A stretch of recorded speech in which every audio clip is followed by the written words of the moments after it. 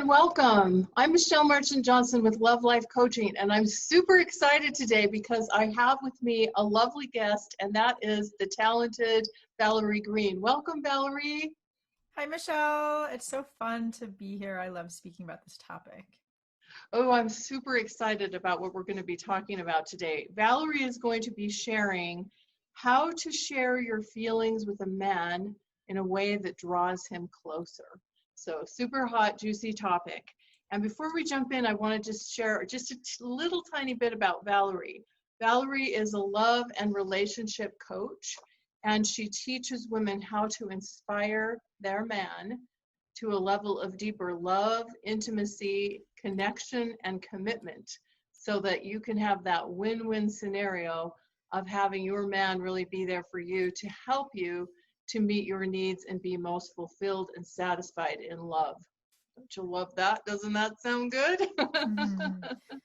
I love that. And that's, I pinch myself actually on a daily basis because I feel like there's nothing more fulfilling than helping people have deeply connected, loving relationships. Yeah, yeah. And I think that's what we really all long for as women.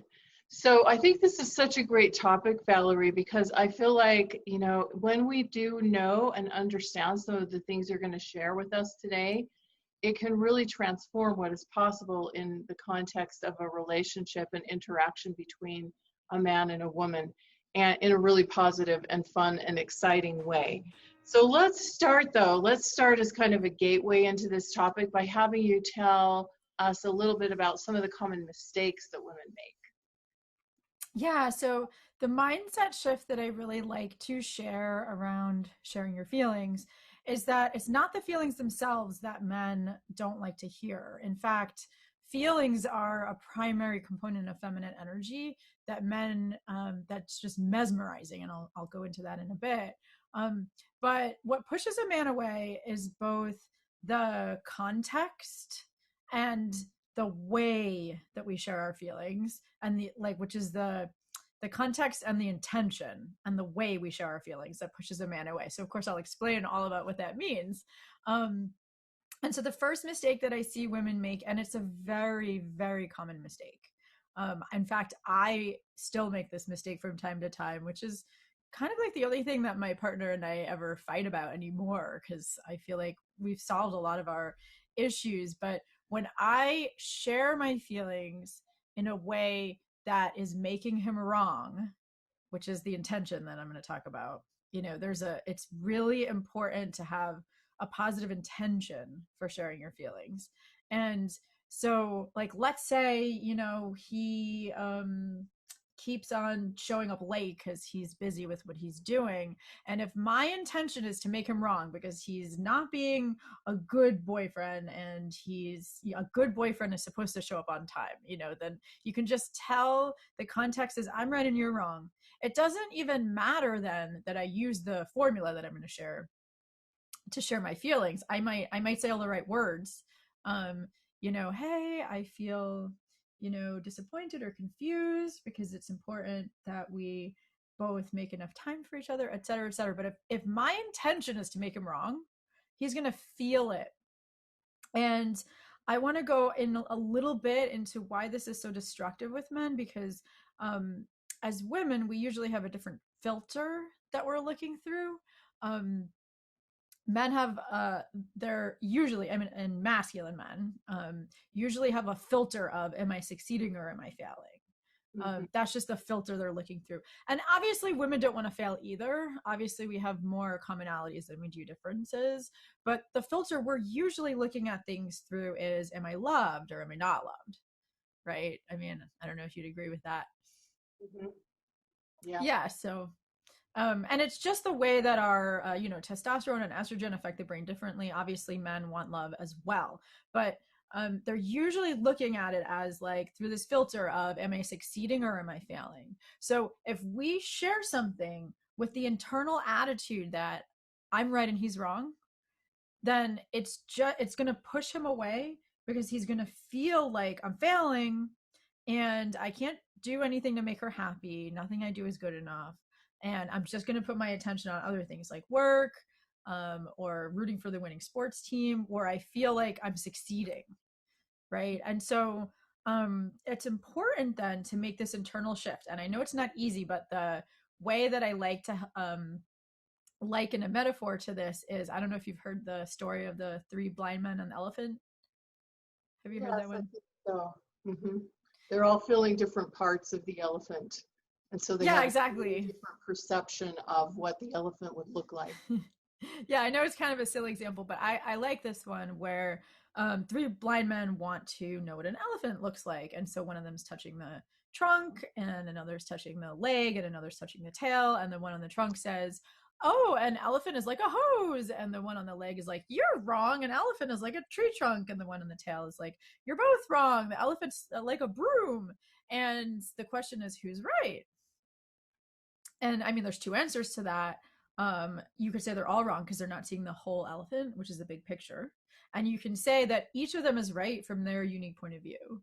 And so that's the metaphor that I like to use, that you have a point of view, and he also has a point of view. And he's on the elephant's tail and you're on the trunk. And who's right? Well, neither one of you actually, because the big picture encompasses both of your subjective points of view. And so if you're curious, like, what's the positive intention behind why he's doing what he's doing? And he has a legitimate reason for doing that too. I have my needs, he has his needs too. Then your intention is that you want to find a solution together. You're not making him wrong. You're actually wanting to call him to a higher level of creativity, of finding a solution together. Then he'll hear that in your intention. And if the intention of sharing my feelings, like, hey, I totally get it that you're not done with your work project and you need to be done with your work project before you can really feel like you're present enough to be with me. I get it. And at the same time, I feel sad that we don't have enough time together. And so how can we solve this to make sure that we have enough time together? Because that's really important to me. So what I'm doing there is I'm just sharing my feelings and needs without making him wrong. And I'm validating that he is on the tail of the elephant and I'm on the trunk.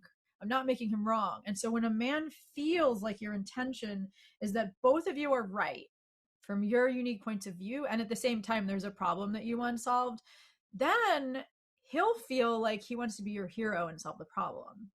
So that's the formula that I'm getting to. I'll break down the steps, but it really starts with this intention and providing context. The context in this case is that there's a problem to solve. Now, sometimes we have a different context. We want him to hear our feelings so that we just feel heard, right? Like a lot of times we just want to share like we had a bad day, and immediately he steps in and wants to solve the problem, and then we're just like, can't you just listen? I mean, that's kind of cliche, but I do find that happens. So then the context would be, hey, because it's important that if you just start sharing your feelings out of nowhere without the context, this is why this is the first step. He's gonna just hear it as complaining, because there's no point. Like, he needs to know, what's the point? Because that's like another filter that men are looking at things through. Like, masculine energy is about solving problems, providing, getting things done, accomplishing goals. And feminine energy is about feelings, intuition, connection, sensuality, playfulness, which is why it's so important that we do share our feelings, because men don't really have a way to experience this mesmerizing feminine energy in their life other than through the woman that he's with, because when he's with his guy friends, they don't really sit around talking about feelings, usually. No. I mean, I know this is like a little bit cliche, but I do find that in most cases this is how most men are and how most women are. So it's really important that you do create that context so that he understands, because his automatic filter is like, oh, you're talking about your feelings, what's the point? So if you give him the point, like, hey, I want to share my feelings, I've had a bad day, and when you listen to me for, let's say, 10 minutes, because a lot of times men can't listen for longer than 10 minutes if there's not a point or a problem to solve. If you just listen for 10 minutes, then I'll just feel so connected to you, and I'll really feel like you got my back, and that'll make me really happy. So it's important to share your positive feelings that you'll get out of sharing your negative feelings, because then he's like, oh, I want to make you feel connected, I want to make you feel happy, and then he's bought in, so that's why the first step is sharing context. And the mistake is not sharing context, just walking right up to him and being like, I've had a bad day and this happened and this happened and this happened. And, you're just watching TV. Why is that more important than listening to me? It's just that there's no context. And so he just hears it as complaining, and he doesn't really understand what his role is in the conversation. And so when you set him up, like, this is what I want, this is what I'll provide. And it is important to ask if it's a good time, because like if he's watching TV, we think that that's not important and he should be giving us attention, but men are single focused. And so when he's watching TV, his brain is in like just being entertained mode, and he needs to actually shift gears to being in emotional presence mode, listening to you mode. And if he's watching TV, then he could be decompressing from the last thing he did. And it actually takes him time to shift gears. So it's important to say, is this a good time? So that's why that's the first step in sharing your feelings, is to create the context, and which is the positive intention and what you want to get out of the conversation, and ask him if it's a good time. And I know that that seems like a lot of setup, but I really have seen it again and again that when women share their feelings in this way, the guy is just like happily bought in to either helping you solve the problem or listening, because it makes you feel more connected. And if you don't do it, then it just causes all kinds of misunderstandings and arguments, because he just feels kind of blindsided by your feelings. Like, one of my teachers expressed this, like, men's emotions are like women's sexuality. You can't be too direct too quickly. Mm-hmm. So I really like that analogy, right? Because it's like, we know we don't want him to just walk up to us and grab us, usually, unless sometimes we do want that, but not usually. We need a little bit more context, we need a little bit more of an intro, and men are like that with sharing feelings too. Yeah, there's so much here in what you've already said here, Valerie, but I just want to like put the accent on a couple of things. So one thing is, I think it's really important that we get in touch with what our motivation is for sharing our feelings. Are we venting? Are we hoping for an outcome? Are we hoping to have him help us solve a problem? Are we hoping to just be listened to? Because a man, when we start sharing some of these feelings, particularly if they sound negative, it's going to immediately put him into the mode of feeling defensive, like, what have I done wrong, or what's Yep. gone wrong here, because they feel responsible for our happiness. So they can hear these things as complaints, which makes them feel like they're not succeeding, but rather failing. Or he's going to hear like, there's a problem to be solved here, and I need to figure out how to solve this problem.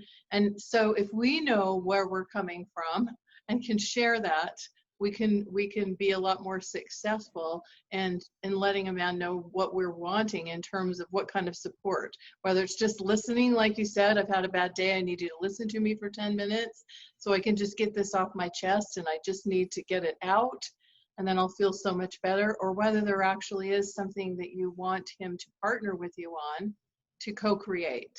So I think that is a really important thing for us to be aware of. And that allows for us to be in partnership as we're moving towards whatever goal it is that we might want to have, because that's something a man can relate to. He can relate to, okay, what are we going for here? But if he has no idea, he's going to be swatting at it from all these different angles, and that creates a lot of confusion and potential conflict. Exactly. I love the way that you said that, because it's a lot of women don't understand why a man just automatically gets defensive. And this is the primary pattern that me and my partner get caught in. It's just, I really, really notice that it makes such a big difference when I share my feelings in, because we do have a voice inside that I've trained to mostly be my inside voice that is wanting to make him wrong and tell him what to do. And so when I do that, when I let that voice be my outside voice, he gets defensive. And then I blame him for being defensive, and then he gets defensive again, and we just go off in this weird cycle until I recognize what happened, and I'm like, hold on, let's have a do-over. Or he does.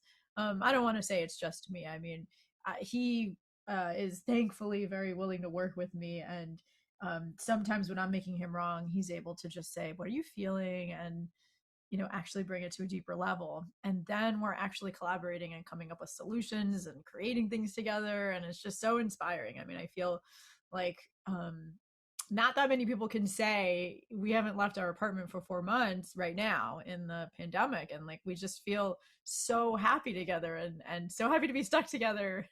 So, we know we're doing something right, of course. Yeah, I just want to say, I think it's really important for us to remember and recognize that a man can feel that negative energy. If we are coming from that place of wanting to make him wrong or wanting to chastise him, one of our friends, Matt Schaefer, calls this mama trauma, disappointing the mama from childhood. It kind of brings that up for a man. A man can sense that if that's the energy that we're coming from, and most men, most masculine men in particular, are going to feel that and react in more of a defensive way, unless they're really, really advanced in their self-growth and emotional maturity. They're going to react in more of a defensive way. Yeah, exactly. It's just, that filter, the am I succeeding, am I failing filter. And it's actually really amazing because a masculine man will take responsibility for the whole experience, meaning also our feelings. So if we just come out of nowhere and say, I'm sad, I'm disappointed, he's actually going to hear that he did something wrong. Because that's just the filter they're looking through. And so it's important for us to share, hey, I feel disappointed and I want to talk to you so we can work it out, so we can come up with a solution together. Like, that's sharing the context. And then usually, I mean, unless he's mad at you for something else. And of course, I also teach women how to be curious about what the man's needs are, because usually he's not as good as sharing it, but we can be detectives and figure it out and then help him brainstorm the solution. So it's not like we need to make him do all the work. But I want to go into the further steps. So the first step is to share your positive intention and ask him if it's a good time. The second step is to share your feelings. And usually when we share our feelings, we share our judgments. And so I want to really break this down very simply. I actually teach this other concept called the circles, which is very simple. It's kind of like, you can think of a relationship like a Venn diagram with 2 overlapping circles, and your thoughts, feelings, and actions are in one circle, and his thoughts, feelings, and actions are in another circle. So I think this is simpler than just teaching like I language, because you can say, I think you're an idiot, right? And, but looking at, you want to stay in your circle. You actually don't want to talk about him. You want to talk about your feelings and your desires. And so, we'll come up with this example with him being late again. I could say, you're always late, or you've been late and I feel disappointed, but you're going into his circle and talking about him. And that's going to put him on the defensive. But if you stay in your circle, you're talking about how you feel, what your desires are, and what that provides for you. Then he's going to be drawn into your world, into intimacy, which is how I define intimacy. And I would just say, I would start off by validating him. Like, it makes sense that, you have more work lately, et cetera, so that he doesn't feel made wrong. But then I feel, and it's important that we question our limiting beliefs too. Like, I have this whole process that I teach women in order to really get into feeling vulnerable and having a desire that's not based on telling him what to do. So that's a big part of my coaching system that we could actually make a whole video about. But I'll show you the difference if I say, you don't prioritize me anymore or whatever, going into his circle, versus saying, I could either feel confused because I want more clarity as to how we can make enough time together, because that's really important. And then when I do feel like we have enough time together, then that's when I feel fulfilled. That's when I feel connected to him. There's just nothing more magical to me. And then when we can have enough time to really have a relaxed evening together rather than having it feel rushed. Like, so I'm just talking about what it provides for me. Like, my body needs time to open, and then I can actually be like fully available to you, and we could enjoy hours of play. Otherwise, it feels rushed and I can't get turned on. Like, there's just so many things that I could share about how I'm feeling and what I desire and what it provides for me. But I'm just staying in my circle. And then he is aware of the saying what it provides for you, then he's aware of how he can make me happy, but I'm not telling him what to do. Obviously, the solution is to make more time. Um, but then I can ask him, like, what do you think? Do you have any ideas for how we can make more time? I know you're busy, so I'm like honoring and validating that he's at the other end of the elephant and his viewpoint is also right from his point of view. I know you're busy, you need enough time to focus on work, and we both want to spend more time. We both really enjoy it, and I feel confused, or I feel sad, or I feel a longing. Like, those are all vulnerable feelings, as opposed to anger and annoyance and frustration, which are also valid feelings. It just depends on the circumstance. um but if I share that, then he's going to be drawn into, like, oh, you're right, I want to spend more time too, let's brainstorm solutions together. Or he'll come up with a solution, and then I can say, oh, that this part of it feels really good and that part of it feels not so good, and so, what's another solution? Or if he's like, I don't know, what do you think? Then if I'm sharing the solution, it's important that it's in brainstorming mode, that I'm not like, well, here's what I need you to do. And because men don't like to be told what to do either, because then you're going into his circle, his thoughts, feelings, and actions. But if you're saying, oh, like, I want us to make more time, and how can we do that? And here's my suggestion for how we can do that. What do you think? And so then we're volleying ideas back and forth. Then he's going to be super motivated to solve the problem, because you're empowering him to get into masculine mode and solve the problem. And men are so much more motivated to want to solve a problem when they come up with the solution, rather than if we tell them what to do. Mm-hmm. Yeah, absolutely, absolutely. And I love the question with men, what do you think?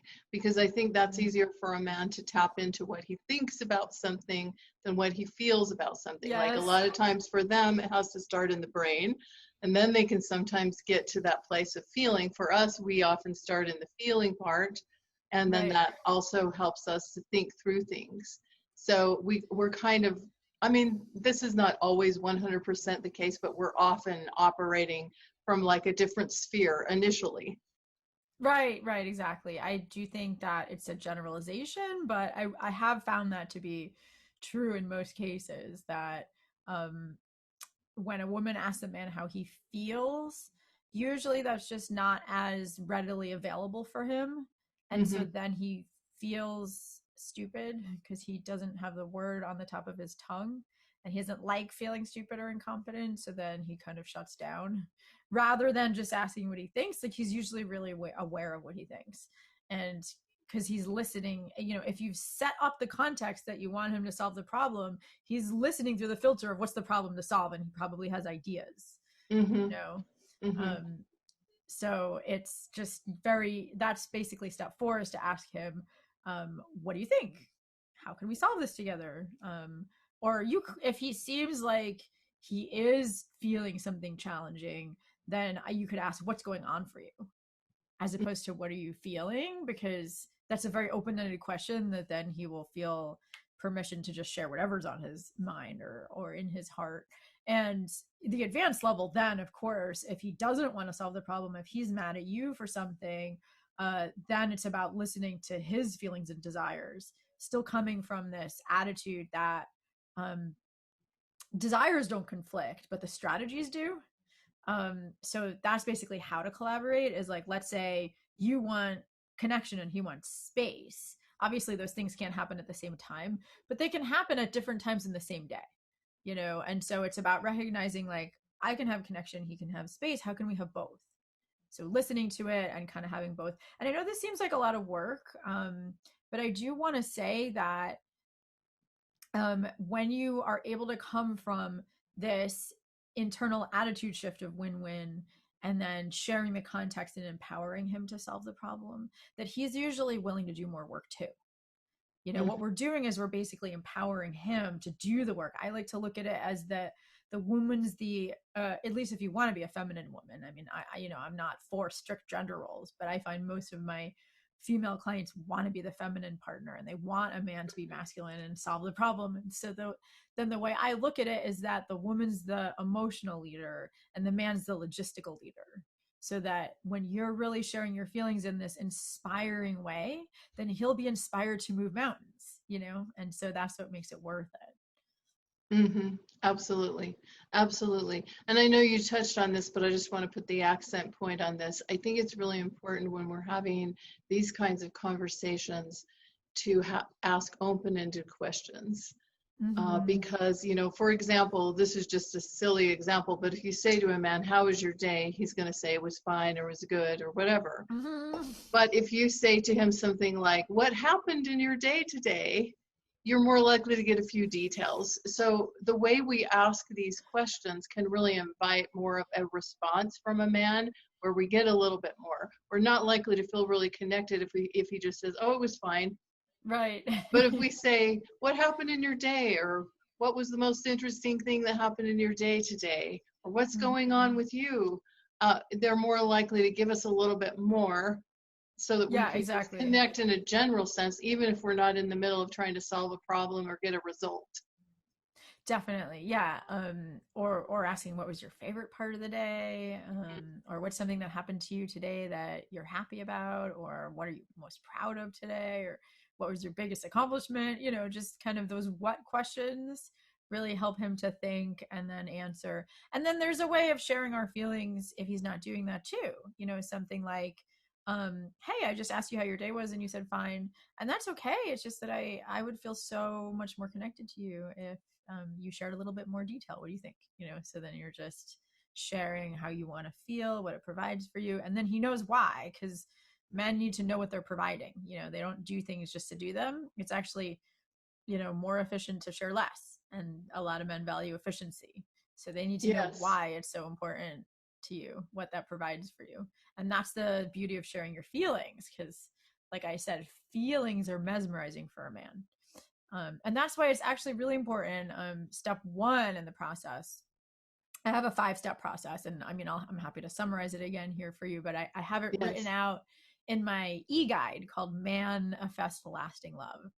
And I have 5 steps for how to share your feelings and desires in an inspiring way that makes him want to step up and meet your desires. And so step one is actually finding enough positive feelings on a daily basis to share, so that the context that your relationship is in feels good. And John Gottman's research shows that with couples that stay together in the long term, they actually have a 5-to-1 ratio of positive to negative Hmm. experiences, you know, and that's obviously subjective how they would rate that.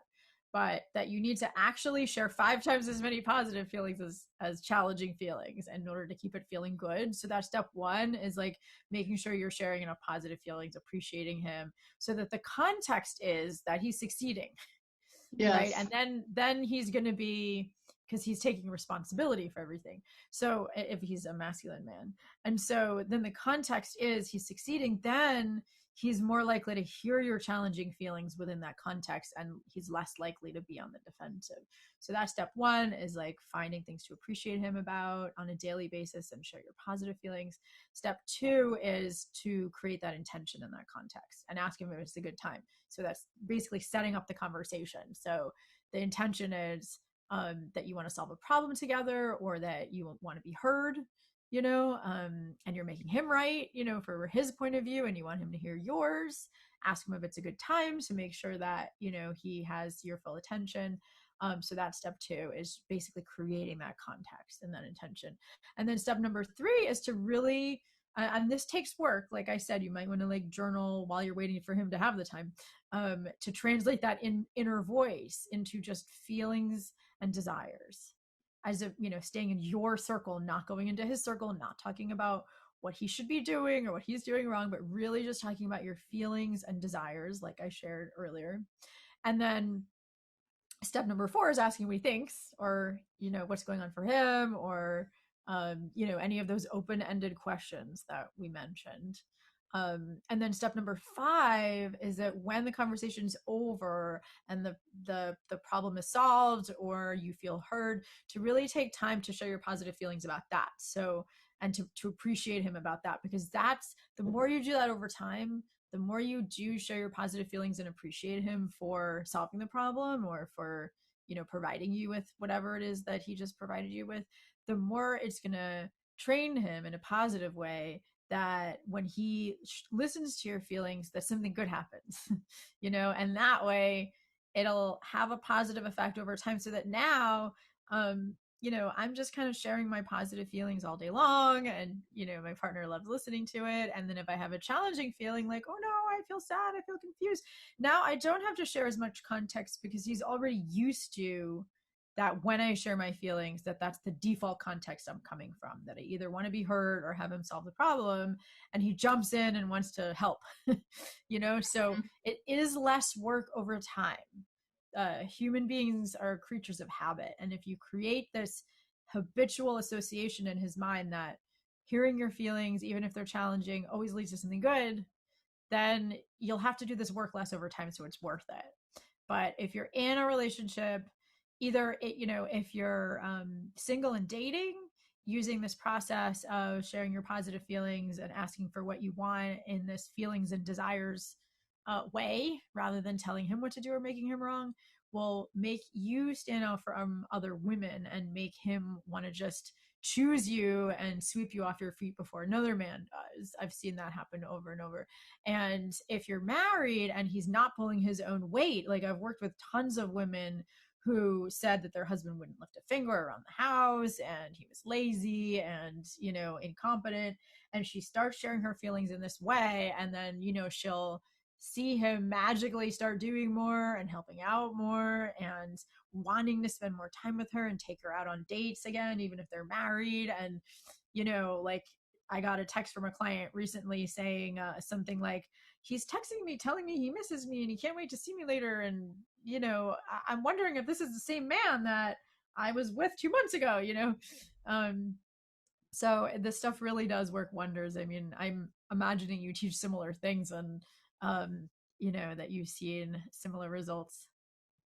Absolutely. I mean, I think that it's important for people to understand we're not making a woman responsible for a man's behavior or how Right. he shows up. But I absolutely believe that there are ways that we can help invite that hero or invite the best out in a man in terms of some of that, the ways that we show up. And that creates that win-win scenario that I think people are seeking in relationships. Most people are Mm-hmm. seeking, where a man can feel like he's succeeding and a woman can feel like she's receiving the support she wants and the connection she Mm-hmm. desires. And so it can create that win-win scenario. So I think what we're talking about here is really powerful in terms of, just different ways of understanding things on a deeper level, and what is most likely to help us get the best results of what we want in terms of our relationships with a man, and for him to also get that satisfaction of providing that for us, of being seen as someone who's valuable, who's contributing to a woman's life, being appreciated and acknowledged for who he is, these kinds of things that men deeply desire. And one thing that I think is often missed by women, Valerie, is how meaningful that is to a man.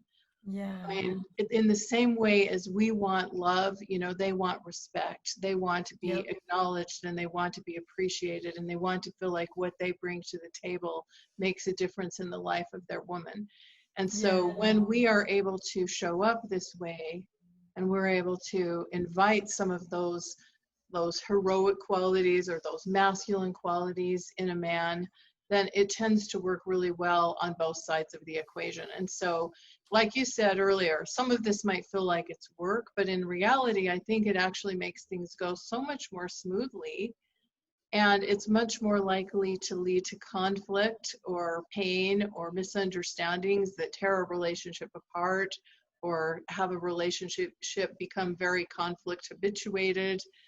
and lead to a lot of unhappiness. And so I think it's worth it. It's worth the effort. It's worth the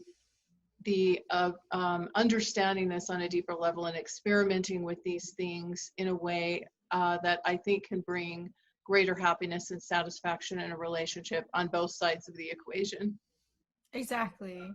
Yeah, I love what you're saying. And I totally agree. I mean, it's not like we're responsible for the man's behavior.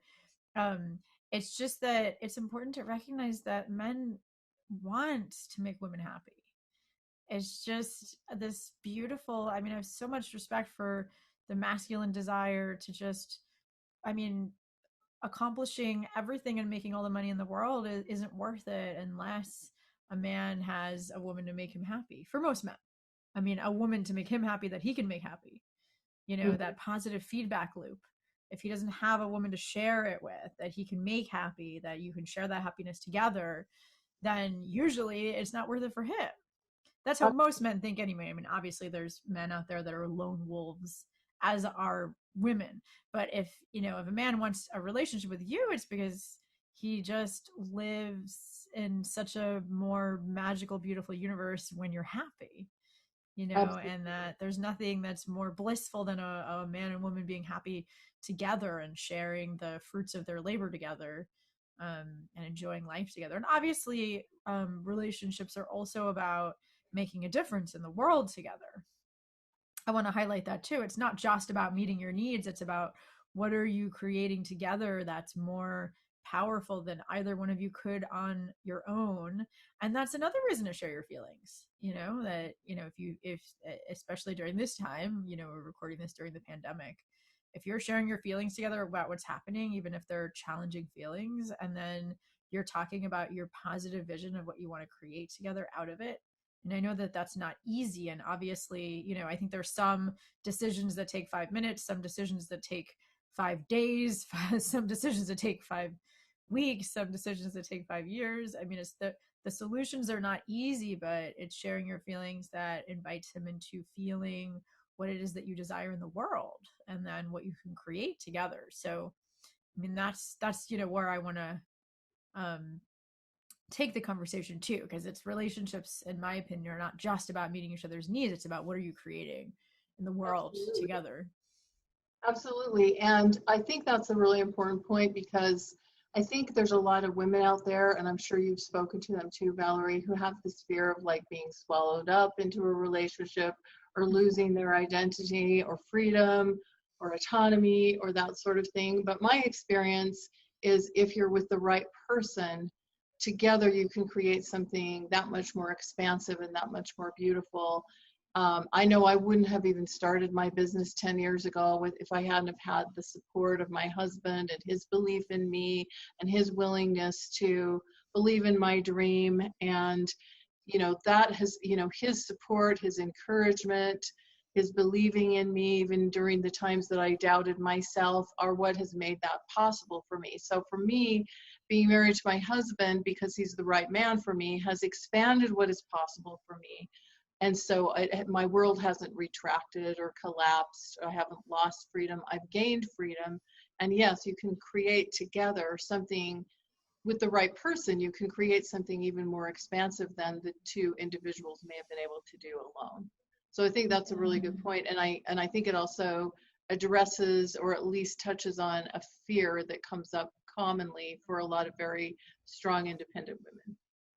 definitely. I love how you said that, because I completely agree. I think I'm the same way. I mean, I've been coaching for 15 years, going on 16 at this point, but it hasn't been until I met my current partner, David, that my business really took off. And, you know, I've been with him for 5 years at this point, and it's just his belief in me, his empowerment, his support. And I do also want to say, I mean, obviously I put a lot into it myself, but I do also want to say that um men desire freedom more than almost anything else. Like the masculine desire is for freedom. And if he feels like he has the freedom to be himself fully in relationship with you, then that's a big thing that makes men commit to women. If he's like, oh, I can have more freedom in relationship with her than I could on my own, because it's a misnomer that men want unlimited freedom to be with all these women. Like, I mean, I do a whole other interview with jealousy if you want to talk about that, but most men want to be with one woman, and feel like he has, like, that you are so advocating for his desires in a way that works for you, you know, that sense of collaboration, that he could be actually having more freedom to be himself and to have what he wants in life when he's with you. And that's why it's so important to have that positive intention of collaboration, of creating a solution together, of not telling him what to do. And yeah, of course, I think the ideal relationship is where you're empowering each other to have more freedom to be who you are in the world. And that is how I feel too. And it's just so beautiful. Yeah, yeah, and I think it's so powerful. And then another thing that I hear from women a lot is, why are we the ones that have to do all the work? Or Mm-hmm. why are we the Yeah, ones that have to exactly. do all the education? One of my very favorite books is The 7 Habits of Highly Effective People by Stephen R. Covey, and it's Mm-hmm. quite a read. I mean, it's a serious book. But Yeah, one I of the love that book. 7 habits is seek first to understand and then to be understood. And Love I it. think if both partners are approaching a relationship with that as a goal, really seeking understanding, I think it can be really powerful. And what I have found is by me seeking to understand more about my man, my husband, Mm-hmm. it has also inspired him to understand more deeply about me. Yep. So I don't mind that I sort of feel like I've taken the lead a little bit in that respect, because I feel like it's paying really great dividends in terms of our Definitely. relationship. We've learned and grown together, and I feel like we have this common goal. Another of the 7 habits that goes along with what you've been talking about today is to start with the end in mind. When you're Yep. having these conversations that we've been talking about, if you start from like what is that win-win goal that we're going for here, Yep. you approach some of these things from that standpoint, it just really opens up a whole new world of possibility for deeper intimacy, deeper understanding, deeper connection. And at the end of the day, I think that's what we're all hoping for. Definitely. Yeah. I think you said that so well.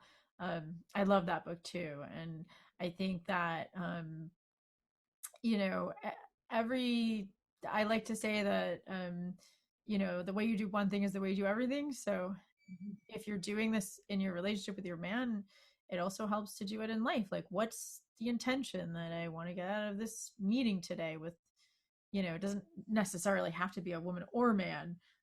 Starting with the end in mind and having that win-win attitude. I mean, I think that gets us success in life in general, of course. Um, and I totally agree. It's like, if women, you know if we're a feminine woman and we want to be with a masculine man, um although I think it applies to people in general, but if you're a feminine woman and you want to inspire him to step up and solve the problem, um then we do have to go first in sharing our feelings in this way. But then I've seen it happen that usually, at least if you're with the right person, then he does step up and do just as much work. It's not about us doing more of the work. Hmm. Yeah, absolutely. Absolutely. And I really think it sets us up to have that win-win that feels good to both people. And that's what we're wanting in partnership. We want the partnership to feel good and to feel like both people are winning and Right.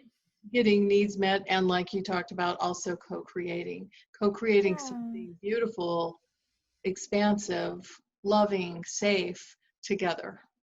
Yeah. I love how you said that. Hmm. Um, So Valerie, I think you kind of like may have touched on it, but I know you have like a free gift, and I want to make sure that we tell people about that and let them know how they can get that. We'll put the link below the video here, and that will be available. But tell us a little bit about that. yeah. And so the book basically outlines the 5 steps that I talked about, the manifest lasting love conversation, for how to share your feelings and desires in a way that inspires him to step up and want to meet your deepest needs. And that the book, it's a 20-something page book, and basically I explain a little bit more as to why it's important to really speak this way, what makes it worth it, and then I give the 5 steps. I basically have a little fill in the blanks formula, an example for you to work with. And so it's a nice little summary of what I talked about today, that in case you weren't taking detailed notes, it's all kind of printed out for you. And it's called Manifest Lasting Love e-guide. And so we'll put the link below this video.